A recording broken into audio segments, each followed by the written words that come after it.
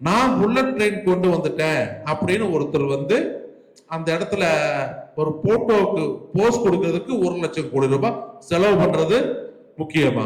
இந்த என்டையர் அரசாங்கம் நமக்கு மக்களுக்கு சாதகமா நடக்குதா அப்படின்னு கேட்டா, இந்தியா முழுக்க ஒரு எலெக்ஷன் கமிஷனா இருக்கட்டும், ஒரு போலீஸ் ஸ்டேஷனா இருக்கட்டும், அது வந்து அந்த மாதிரி நடக்கல. போகக்கூடிய மக்கள் வந்து லஞ்சம் கொடுத்து ஏதோ ஒரு வேலை பண்றாங்கனாலே அது பணக்காரங்களுக்கு மட்டும்தான் வேலை செய்யுது அப்படின்னு அர்த்தம். அது வந்து மக்களுடைய விருப்பம் கிடையாது இல்லையா? என் அரசாங்கம் பூரா வந்து என்கிட்ட லஞ்சம் வாங்கிட்டு தான் வேலை செய்யணுங்கிறது என் விருப்பம் இல்லை, மக்கள் விருப்பம் இல்லை.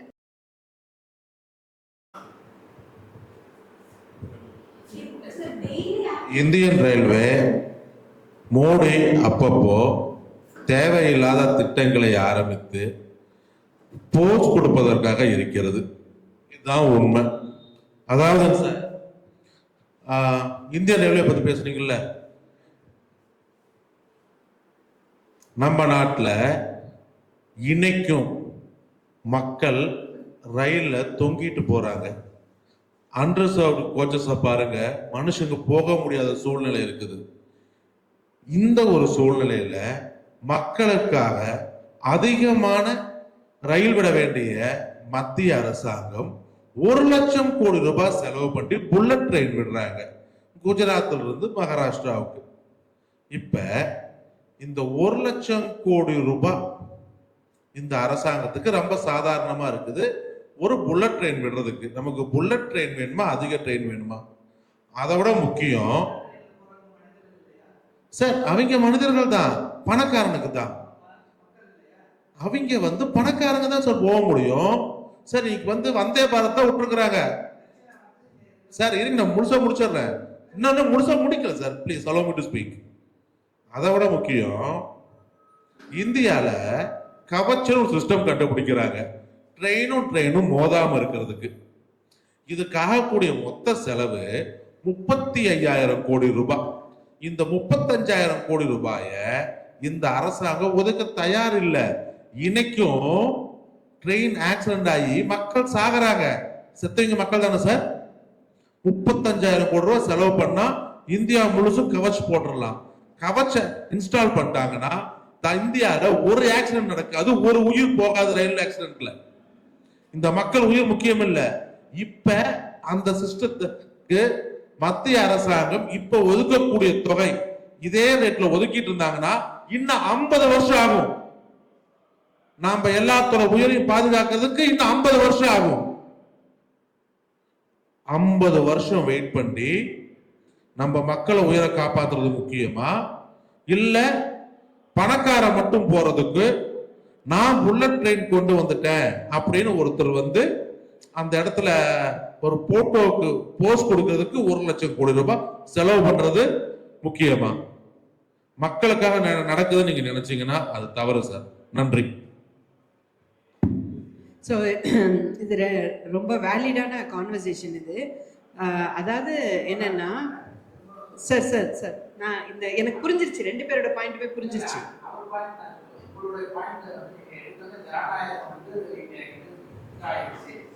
நிறுவனங்கள் வந்து இது மக்களுக்காக செய்யவில்லை அப்படின்னு ஸ்கூல் நடத்துல, காலேஜ்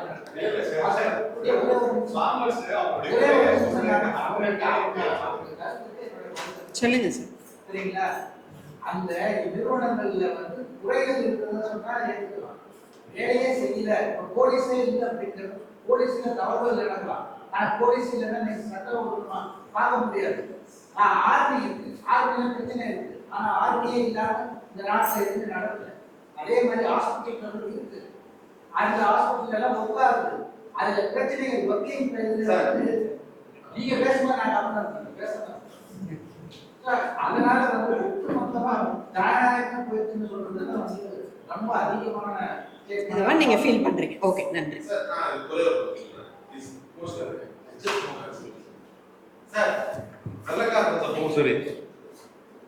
வெள்ளக்காரர் இருந்தப்பவும் சரி, அதுக்கு முன்னாடி மன்னர்கள் இருந்தப்பவும் சரி, they had institutions, they used to work.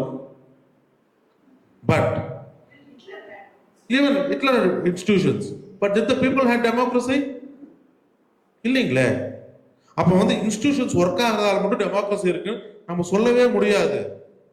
When the institutions are not functioning properly, instead of doing their work, அவங்க எந்த பர்பஸுக்காக அந்த இன்ஸ்டிடியூஷன்ஸ் இருக்குதோ அதை விட்டு அது தள்ளி போறப்ப கேள்வி கேட்கறதா சார் சுதந்திர போராட்டம். நன்றி.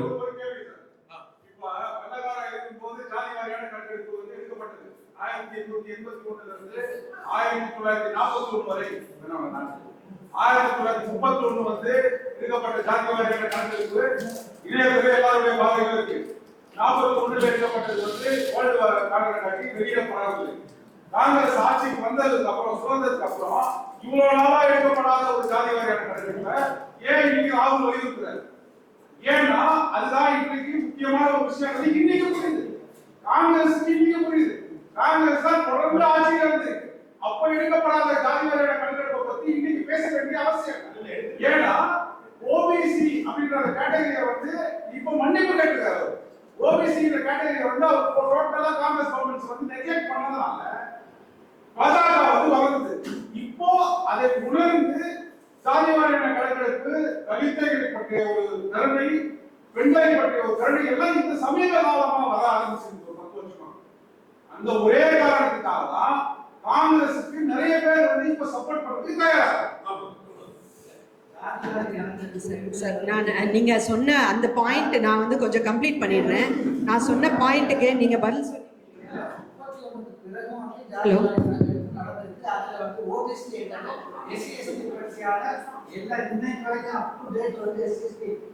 சமூகத்தை பற்றி இந்திய அளவில் இருக்கு சார். எஸ்சி எஸ்டி முஸ்லிம்ஸ் இருக்கு சார். ஓபிசி மட்டும் தான் நெக்லெக்ட் பண்ணப்பட்டிருக்கு. அதுக்கு வந்து மன்னிப்பு கேட்கிறார். சார் நம்ம क्वेश्चन என்னன்னா, நம்ம ஜனநாயகத்தை பத்தி பேசிட்டு இருக்கோம். அது கொஞ்சம் டீவியேட் ஆயிடுச்சு நான் நினைக்கிறேன். இல்ல, இது ஜனநாயகத்துக்குள்ள வந்து ஓபிசி வராங்க. எஸ்சி எஸ்டி ஜனநாயகம்ன்றது வந்து இங்க வந்து ஆக்சுவலி இதுதான் வந்து இடஒதுக்கீடு அப்படின்றதே வந்து இப்ப பெண்களுக்கு இடஒதுக்கீடு கொடுக்கணும். பெண்களுக்கு 33% சார், என்னோட ஸ்பெசிபிக் क्वेश्चन உங்களுக்கு ஞாபகம் இருக்கா? இல்ல क्वेश्चन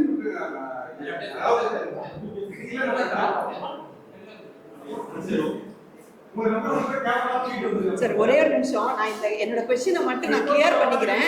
நான் கிளியரா என்னோட क्वेश्चन சொல்லிக்கிறேன். ஸோ இப்போ வந்து டெமோக்ரஸி அப்படிங்கிறது நான் சொல்றேன் இட் இஸ் ஆல்மோஸ்ட் டெட் அப்படின்னு நான் சொல்றேன். அது எதை வச்சு சொல்றேன் அப்படின்னு சொன்னா, the institutions are not working for the people. அரசாங்கத்தில் ஜனநாயகத்தை பாதுகாக்கக்கூடிய நிறுவனங்கள் மக்களுக்காக வேலை செய்ய மாட்டேங்குது, அது ஒரு சிலருக்காக வேலை செய்யுது அப்படின்னு நான் சொல்றேன். ஸோ இது வந்து நீங்க சொல்றீங்க இல்லை அதில் சில பிரச்சனைகள் இருக்கலாம், ஆனால் கண்டிப்பாக வந்து அந்த நிறுவனங்கள் வேலை செஞ்சுட்டு தான் இருக்கு அப்படின்னு நீங்க சொல்றீங்க. ஸோ இந்த இடத்துல நான் ஒன்று என்ன சொல்றேன்னா, ஹிட்லர் காலத்துலேயும் நிறுவனங்கள் வேலை செஞ்சுட்டு இருந்துச்சு, வெள்ளக்காரர் காலத்துலேயும் நிறுவனங்கள் வேலை செஞ்சுட்டு இருந்துச்சு, ட்ரெயினுகள் வந்து ஓடிக்கிட்டு தான் இருந்துச்சு, கன்ஸ்ட்ரக்ஷன்ஸ் நடந்துக்கிட்டு தான் இருந்துச்சு, இது எல்லாமே இருந்துச்சு. பட் அதை டெமோக்ரஸின்னு ஏன் சொல்லலை? இப்போ ஏன் டெமோக்ரஸின்னு சொல்கிறோம்? அதை ஜனநாயகம்னு சொல்லலை. ஹிட்லரையும் இதையும் பிரிட்டிஷையும் நம்ம ஜனநாயகம்னு சொல்ல. இப்போ ஏன் ஜனநாயகம்னு சொல்கிறோன்னா, அந்த அரசாங்கம் என்ன செய்யுது அப்படிங்கிறது மக்களின் விருப்பமாக இருக்கிறதா இல்லையா, அந்த பாயிண்ட்ல தான் அந்த டிஃபரன்ஸ் வருது. சார் நான் முடிச்ச பிறகு நீங்கள் பேசுங்க சார், தாராளம் எவ்வளோ நேரம் வேணால் பேசுங்க சார். இந்த ஒரு பாயிண்ட் மட்டும் நான் கொஞ்சம் சொல்லிடுறேன். ஸோ இந்த ஜனநாயகம் அப்படிங்கிறது வந்து மக்களின் விருப்பத்தின்படி ஒவ்வொரு இன்ஸ்டிடியூஷன்ஸும் செயல்படுகிறதா இல்லையா, அதுதான் ஜனநாயகம். சைனால ஜனநாயகம் கிடையாது. சைனா வந்து நம்மளை விட சூப்பரா ட்ரெயின் ஓடுது, நம்மளை விட சூப்பரா என்னென்னவோலாம் கட்டுது இல்லையா? அதனால வந்து நம்ம அது ஜனநாயகம்னு சொல்ல முடியாது. நம்ம specific discussion is about are we having democracy or not. What is the quality of the democracy we are experiencing today? That is a clear point. என்னுடைய ஜனநாயகத்தின் தரம் இன்றைக்கு எப்படி இருக்கிறது அப்படின்னு. ஜனநாயகம் என்றால் என்ன? மக்களின் விருப்பம் செயல்படுத்தப்படுகிறதா இல்லையா அப்படின்னு. இப்போ இங்கே இந்தியாவை பொறுத்த வரைக்கும் நான் இது கொஞ்சம் டீட்டெயிலாக சொல்கிறேன். இந்தியாவை பொறுத்த வரைக்கும் அதிகாரம் அப்படின்னா அது ரெண்டாக இருக்குன்னு சொல்லலாம், ரெண்டு பார்ட்டாக இருக்குன்னு சொல்லலாம். அரசு அதிகாரிகள், அரசியல்வாதிகள் அப்படின்னு சொல்லலாம். அதாவது மக்கள் பிரதிநிதிகள், அரசு ஊழியர்கள் அப்படின்னு சொல்லி ரெண்டு இருக்கு. இப்போ இதில் வந்து ஒரு கிளர்க்காக நான் போஸ்டிங் வாங்கணும் அப்படின்னா கூட நான் வந்து பயங்கரமாக படிக்கணும், நிறைய பரீட்சை எழுதணும், தலையில் முட்டிக்கணும், என்னென்னவோ பண்ணி அட்டெம்ப்ட் மேலே அட்டெம்ப்ட் வச்சு நான் வந்து ஒரு பரீட்சை எழுதி பாஸ் பண்ணானாக்க எனக்கு வந்து ஒரு அரசு உத்தியோகம் வந்து கிடைக்கும். ஓகே, இது வந்து அரசு அதிகாரி ஆகிறதுக்கான வழி. அது அவ்வளோ ஈஸி கிடையாது, ரொம்ப கஷ்டப்பட்டு தான் வரணும். அதுக்கு நிறைய ட்ரைனிங்ஸ் கூட இருக்குது. ஆனால் மக்கள் பிரதிநிதி ஆகணும், ஒரு அரசியல்வாதியாக நான் ஆகணும் அப்படின்னு சொன்னால் இங்கே எந்த குவாலிஃபிகேஷனும் கிடையாது, எந்த ஒரு ப்ரீ கண்டிஷனும் கிடையாது. ஆனால் இந்த அரசு அதிகாரிகள் பூரா இந்த அரசியல்வாதிக்கு தான் ரிப்போர்ட் பண்ணுறாங்க இல்லையா? ஏன் அவருடைய தகுதி என்ன? அவர் வந்து படிக்காமையே இருக்கலாம், அவருக்கு வந்து பெரிய ஒரு ஐஏஎஸ் ஆஃபீஸருக்குள்ள திறமை இல்லாமல் இருக்கலாம், ஐஏஎஸ் ஆஃபீஸருக்கு உடைய திறமையை விட மிகவும் குறைவான திறமை கொண்டவராக கூட அவர் இருக்கலாம், ஒரு அரசியல்வாதி, ஒரு மக்கள் பிரதிநிதிங்கிறவர். பட் ஸ்டில் ஒரு டெமோக்ரஸியில் யாருடைய இன்ஸ்ட்ரக்ஷன்ஸை ஃபாலோ பண்ணணும் அந்த நாடு முழுக்க அப்படின்னு சொன்னால் இந்த அரசியல்வாதிகளுடைய இன்ஸ்ட்ரக்ஷன்ஸை தான் ஃபாலோ பண்ணணும். ஏன் அப்படின்னா அவர் இந்த அரசு அதிகாரிகளை விட அதிகமாக குவாலிஃபைடு அப்படி கிடையாது. ஒரே ஒரு ரீசன், அவர் மக்களின் பிரதிநிதி. மக்களின் கவலைகளை, கஷ்டங்களை, விருப்பத்தை, எது வேணும் வேண்டாம் அப்படிங்கிறது மக்களுக்கு என்னவோ அதை அவர் பிரதிபலிப்பாரு. அந்த பிரதிபலிப்பை கேட்டு இந்த என்டையர் மிஷினரி வேலை செய்யும் அப்படிங்கிறது மட்டும்தான் வந்து அந்த டிஃபரன்ஸ். அதுதான் அரசியல்வாதிகளுக்கான கிளாரிஃபிகேஷன். ஸோ இப்போ வந்து நம்ம அந்த இடத்துல வச்சு பார்க்கும்போது இந்த மக்கள் பிரதிநிதிகள் இன்ஸ்ட்ரக்ஷன்ஸ்னால நடக்க வேண்டிய இந்த என்டையர் அரசாங்கம் நமக்கு மக்களுக்கு சாதகமாக நடக்குதா அப்படின்னு கேட்டால் இந்தியா முழுக்க ஒரு எலெக்ஷன் கமிஷனாக இருக்கட்டும், ஒரு போலீஸ் ஸ்டேஷனாக இருக்கட்டும், அது வந்து அந்த மாதிரி நடக்கல. போகக்கூடிய மக்கள் வந்து லஞ்சம் கொடுத்து ஏதோ ஒரு வேலை பண்ணுறாங்கனாலே அது பணக்காரங்களுக்கு மட்டும்தான் வேலை செய்யுது அப்படின்னு அர்த்தம். அது வந்து மக்களுடைய விருப்பம் கிடையாது இல்லையா? என் அரசாங்கம் பூரா வந்து என்கிட்ட லஞ்சம் வாங்கிட்டு தான் வேலை செய்யணுங்கிறது என் விருப்பம் இல்லை, மக்கள் விருப்பம் இல்லை. ஓகே, ஸோ அதனால் நம்மளுடைய எலெக்டட் ரெப்ரசன்டேட்டிவ்ஸ் உடைய qualities is directly the quality of the democracy. என்னுடைய மக்கள் பிரதிநிதிகளின் தரம் என் ஜனநாயகத்தின் தரமாகவும் இருக்கிறது இல்லையா? ஸோ இப்போ நம்ம ஒயிட் டிஷர்ட் மூமெண்ட்ல we are லுக்கிங் ஃபார் ஒரு அடித்தட்டு மக்கள், உழைக்கும் வர்க்கம் இருக்கக்கூடிய மக்கள், ஒரு தேயிலை தொழிலாளி, ஒரு வீட்டு வேலை செய்யக்கூடியவங்க, ஒரு துப்புரவு பணியாளர், ஒரு விவசாய கூலி, இவங்க எல்லாமும் வந்து மக்கள் பிரதிநிதியாக வரணும் அப்படின்னு நம்ம ஏன் ஆசைப்படுறோம் அப்படின்னா அவங்க இந்த மக்களின் வலிகளை, வேதனைகளை, கவலைகளை, கஷ்டங்களை, விருப்புகளை, வெறுப்புகளை சரியாக இந்த என்டையர் மிஷினரிக்கு சொல்வார்கள். அதன் வழியாக இந்த பெருமாறியான மக்களின் விருப்பப்படி இந்த நாடு நடக்க வேண்டும் அப்படிங்கிறது தான் ஆசை. ஸோ இப்போ நம்ம ஆசைப்பட்டோம்ல, இவ்வளோ நேரம் பேசணும்ல, ஒரு தமிழ்நாடு எனக்கு இப்படி வேணும், சமத்துவமாக வேணும், சுதந்திரமாக வேணும், யாருக்கும் பசிப்பட்டினி இருக்கக்கூடாது அப்படின்னு சொல்லி. ஸோ பசிப்பட்டினா என்னன்னு பார்த்தவங்கள நீங்கள் பிரதிநிதியாக வைக்கிறது தானே சரியான பிரதிநிதித்துவமாக இருக்க முடியும். அல்லது பசிப்பட்டினா என்னன்ட்டு க்ளோஸாக ஒர்க் பண்ணவங்க தானே எதனா பண்ண முடியும் இல்லையா? ஸோ இந்த கேப் வந்து இருக்கு எல்லா கட்சிகள்லையுமே. இன்னைக்கு பார்த்தோம்னு சொன்னோன்னா 80% இந்த நாட்டில் வந்து மாதம் 10,000 ரூபா கூட சம்பாதிக்க முடியாதவங்க, ஏழைகள் தான் இருக்கிறாங்கன்னா அவங்க தான் 80% எம்எல்ஏஸாவோ, எம்பிஸாவோ, கவுன்சிலர்ஸாவோ, பஞ்சாயத்து பிரசிடென்ட்ஸாவோ இருக்காங்களா அப்படின்னு கேட்டால் அந்த மாதிரி இல்லை இல்லையா? அந்த மாதிரி இல்லாத வரைக்கும் இந்த ஜனநாயகத்தினுடைய தரம் இப்படி தான் இருக்கும். அது குறைஞ்சி குறைஞ்சி குறைஞ்சி குறைஞ்சி கடைசியில் வந்து அது இப்போ மோடியினுடைய ஆட்சியில் உச்சபட்ச ஒரு தாக்குதலுக்கு ஆளாகி கிட்டத்தட்ட நம்ம எல்லாத்தையும் இழக்கிற ஒரு சுச்சுவேஷனுக்கு வந்துட்டோம். சரி, இப்போ இதை நம்ம வந்து மீண்டும் ஒரு சுதந்திர போராட்டம் செய்யக்கூடிய அளவுக்கு நம்ம எல்லாரும் இதில் இன்வால்வ் ஆனால் மட்டும்தான் நம்ம வாழ்க்கை வந்து இங்கே பொழைக்கும். இல்லைன்னா நம்ம வந்து எப்படி இருப்போமோ அப்படிங்கிறதே கேள்வி அப்படிங்கிற லெவலுக்கு ஆயாச்சு. ஸோ இப்போ வந்து என்ன பண்ணலாம், இந்த ஒரு மீண்டும் ஒரு சுதந்திர போராட்டத்தை முன்னெடுக்க ஒரு சாதாரண மனிதர்களுக்கான விழிப்புணர்வை இப்போ மோடி அரசாங்கம் மற்றும் இந்த நடக்கக்கூடிய அநியாயங்களை எந்த இன்ஸ்டிடியூஷனுமே எனக்காக வேலை செய்ய மாட்டேங்குது. நான் தான் மக்களாட்சின்னு சொல்கிறாங்க, நான் தான் இந்த நாட்டை ஆள்றேன்னு சொல்கிறாங்க, ஆனால் அது நடக்கலையே அப்படிங்கிறத எப்படி நம்ம எல்லாருக்கும் எடுத்துகிட்டு போகிறோம் அப்படிங்கிறது ஒவ்வொருத்தராக சொல்லலாமா? லைக் யார் நம்ம எப்படி பண்ணி இதை பண்ண போகிறோம் அப்படின்னு நம்ம ஃபஸ்ட்டே சொன்ன மாதிரி அவங்க இதை பண்ணோம் இவங்க அதை பண்ணோம் அப்படின்னு சொல்லி நமக்கு ஆகிறது ஒன்றும் பெருசாக இல்லை. நம்ம என்ன பண்ண போகிறோம் அப்படிங்கிறது. அண்ட் பர்டிகுலராக இன்னைக்கு வந்து நம்ம எதை பற்றி ஓகே, ஸோ இதில் இந்த பாயிண்ட் சொல்லிக்கிறேன். இந்த நம்ம சுதந்திர போராட்டம்னு சொல்லும்போது அதில் சோஷியல் ரிஃபார்ம் வந்து ரொம்ப முக்கியமான ஒரு ஆஸ்பெக்டாக இருக்குது. சோஷியல் ரிஃபார்ம்னா என்னது? சமூக புரட்சி, ரைட்டு தானே சார்? சமூக சீர்திருத்தமா? புரட்சி கிடையாது, சோஷியல் ரெவல்யூஷன் தான். சமூக சீர்திருத்தம், ரைட்டா? ஸோ சமூக சீர்திருத்தம் அப்படிங்கிறது வந்து சுதந்திர போராட்டத்தினுடைய மிக முக்கியமான ஒரு அம்சமாக இருக்கு.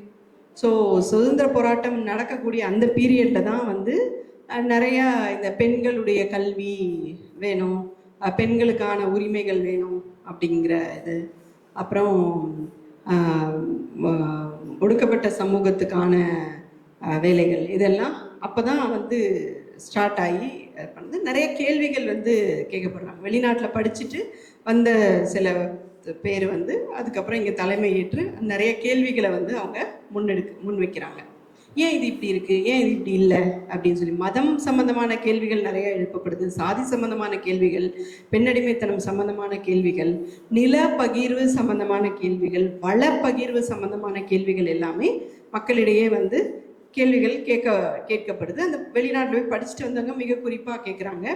ரஷ்யா போயிட்டு வந்தவங்க, சோஷியலிசம் பற்றி தெரிஞ்சவங்க, அவங்களும் கேட்குறாங்க. ஏன் ஒரு ஜமீன்தார்கிட்ட இருக்குது, ஒரு மன்னர்கிட்ட இருக்குது அப்படிங்கிறதும் கேட்குறாங்க. ஸோ இப்போ அந்த சோஷியல் ரிஃபார்முங்கிறது ஒரு எசென்ஷியல் பார்ட் ஆஃப் சுதந்திர போராட்டம் அப்படின்னு வரும்போது நம்ம வந்து எங்கேயோ ஒரு இடத்துல சோஷியல் ரிஃபார்மும் இப்போ நம்ம பண்ண தேவை இருக்குது. ஸோ இப்போ கவினுடைய கொலை வந்து நமக்கு என்ன சொல்லுதுன்னா, இப்போது நாம் ஒரு சமூக சீர்திருத்தத்தை செய்தே ஆக வேண்டும், இனிமேல் நம்ம டிலே பண்ண முடியாது. எவ்வளோ ஆணவ கொலைகள் நடந்துருச்சு. இப்போ ஃபஸ்ட்டெல்லாம் வந்து ஆணவ கொலைகளுக்கு யாரும் அவ்வளோ பெருசாக ஒரு அதிர்ச்சியோ இல்லை இதுவோ பண்ணதில்லை. என்னன்னா, ஓகே இது ஒரு வாட்டி நடந்துருச்சு, இனிமேல் சரியாயிடும், அது ஏதோ அந்த குடும்பத்தில் அவங்க பண்ணிட்டாங்க, அப்படிதான் ஃபஸ்ட்டெல்லாம் இருந்துச்சு. அப்புறம் போக போக பார்த்தோன்னா இது என்ன ஒரு பேட்டர்னாகவே இருக்குது, என்ன இதே மாதிரி பண்ணுறாங்க அப்படின்னு சொல்லி ஸோ எவிடன்ஸ் கதிர் போன்ற ஆட்கள் அதை டாக்குமெண்ட் பண்ண அதை பற்றி பேச பேச பேச சாதி பற்றின திரைப்படங்கள் இதெல்லாம் வர வர சாதி பற்றின கேள்விகள், புரிதல், சோஷியல் டிஸ்கஷன்ஸ் அதிகமாக ஆக ஆக இன்னைக்கு கவினுடைய மரணம் வந்து நமக்கு ஒரு பெரிய கேள்வியை வந்து ஏற்படுத்தியிருக்கு. சாதிங்கிறது தேவையா, தேவைன்னா என்ன தேவை, எந்த அளவுக்கு தேவை, தேவை இல்லைன்னா எப்படி நம்ம அதை தூக்கி போட போகிறோம், இது எல்லாமே யோசிச்சுக்கிட்டே இருக்காங்க. ஆளாளுக்கு ஒன்று யோசிச்சுக்கிட்டே இருக்கோம். ஸோ இப்போ பர்டிகுலராக இன்னைக்கு டிஸ்கஷன் வந்து நம்ம சாதி அப்படிங்கிற அந்த விஷயத்துலேருந்து சாதாரண மக்களை வெளியே கொண்டு வர்றதுக்கு நம்ம என்ன செய்யலாம் அப்படின்னு. ஸோ நம்ம இந்த டிஸ்கஷனில் ஃபஸ்ட்டு என்ன சொன்னோன்னா, யாரோ பண்ணணும் அப்படின்னு சொல்லி நமக்கு வந்து it may happen, may not happen, but நான் என்ன பண்ண போகிறேன், சோஷியல் ரிஃபார்ம் பொறுத்த வரைக்கும் நான் என்ன பண்ண போகிறேன். இப்போ பெரியார் எடுத்துக்கிட்டோம் அப்படின்னு சொன்னால் அவர் ஒரு 3 வருஷத்தில் ஒரு 8000 சாதி மறுப்பு திருமணங்களை செய்கிறாரு. 3 வருஷத்தில் 8000 சாதி மறுப்பு திருமணம், அதாவது 1000 நாளில் 8000 திருமணங்கள் பண்ணுறார். அப்படி மாதம் கல்யாணம் பண்ணி வைக்கிறார். ஸோ ஒரு சாதி மறுப்பு திருமணம் அப்படின்னாவே 2 டிஃப்ரெண்ட், ஒரு பொண்ணு ஒரு பையன், அந்த பையனோட ஃபேமிலி பொண்ணோட ஃபேமிலி, பையனோட சாதி பொண்ணோட சாதி, இவ்வளோ பேரையும் கன்வின்ஸ் பண்ணி எல்லாரோட சம்மதத்தோட, ஏன்னா இவர் சாதி மறுப்பு திருமணம் பண்ணி வச்சுட்டு போனோன்னே யாரும் வெட்டலை இல்லையா. ஸோ அவ்வளோ பேருக்கு இவர் வந்து திருமணம் பண்ணி வைக்கிறாரு, அதுவும் நடந்துச்சு. அப்போனா சாதி பற்றின விழிப்புணர்வும் பரப்புரையும் 1000 தன்னார்வலர்கள் சாதாரண மக்களிடையே பேசினாங்க. நீங்கள் எவ்வளோ பேசினா ஒரு கப்பில் கன்வின்ஸ் பண்ணி கூட்டு வருவீங்க சாதி மறுப்பு பண்ணுறதுக்கு? எத்தனை பேர்கிட்ட பேசியிருப்பீங்க இல்லையா? Enormous work. ஸோ அந்த அளவுக்கு ஒரு ஒர்க் வந்து இப்போது தேவைப்படுது. ஸோ நம்ம coming back to the point, நம்மளுடைய ஒயிட் டிஷர்ட் மூமெண்ட்டில் நம்ம ஒவ்வொருத்தரும் என்ன செய்யலாம், சாதியிலிருந்து ஒரு சாதாரண மனிதனை விடுபட வைப்பதற்கு நான் என்ன செய்ய போகிறேன். என்னுடைய ஃபேமிலியாக இருக்கலாம், என்னுடைய எக்ஸ்டெண்டட் ஃபேமிலியாக இருக்கலாம், என்னுடைய ஃப்ரெண்ட்ஸாக இருக்கலாம், அல்லது நான் வாழ்கிற பகுதியாக இருக்கலாம், அல்லது என் ஆஃபீஸாக இருக்கலாம், அல்லது என்னுடைய சோஷியல் மீடியாவாக இருக்கலாம், எது வேணால் என்னோடய ஃபாலோவர்ஸாக இருக்கலாம், எது வேணால் இருக்கலாம். அதில் நான் இதை எப்படி பண்ணலான்னு இருக்கேன், அல்லது இப்படிலாம் பண்ணலாம் அப்படின்னு நான் நினைக்கிறேன். அப்படி எதுனாலும் சொல்லலாம்.